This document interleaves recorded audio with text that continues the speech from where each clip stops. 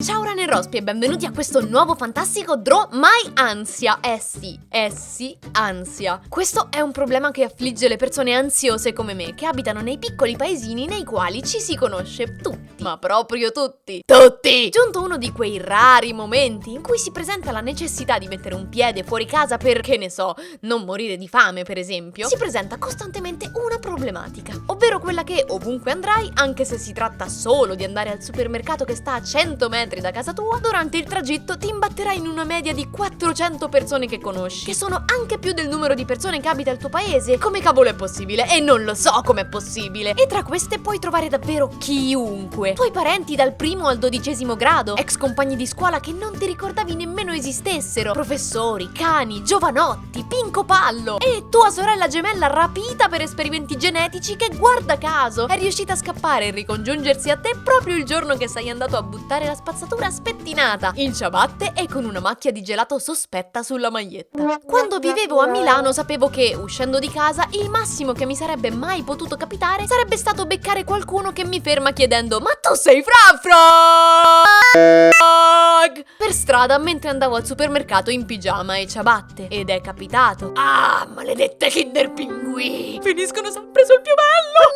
Mannaggia! L'idea che si sarà fatta di me questa persona quale potrà mai essere stata? Questa è proprio una sfigata. Oh, ah no, aspetta, Milano. Figa, questa è una sfigata. Tac! Niente di diverso dall'idea che trasmette il mio canale tutti i giorni, per cui che problema c'è? Invece qui dove vivo adesso non è altrettanto facile fregarsene del parere degli altri. Metti di incontrare un tuo ex compagno di classe che ha passato la vita a prenderti in giro e a rendere i tuoi anni scolastici un vero inferno, come minimo. Mentre tu mantieni una assolutissima poker face, ogni poro della tua faccia deve però riuscire a trasudare il messaggio: "Scusa tesoro, non ho tempo di salutarti, sai, devo occuparmi di 1000 cose nella mia vita mentre tu affoghi nella tua mediocrità." Snap!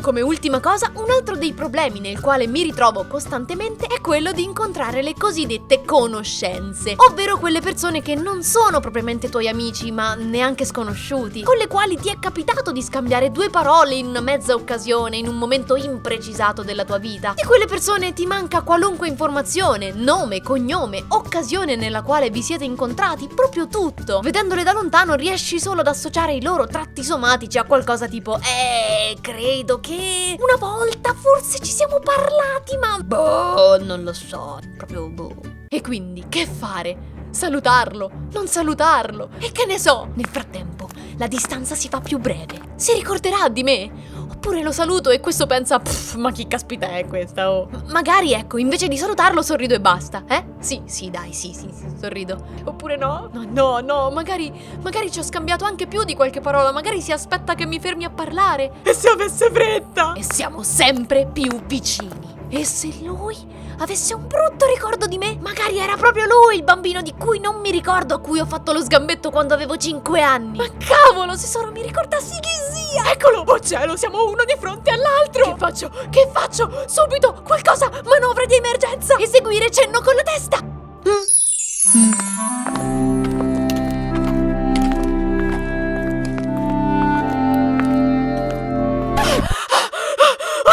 Non uscirò mai più di casa! Che esperienza terribile! No, categorico, no!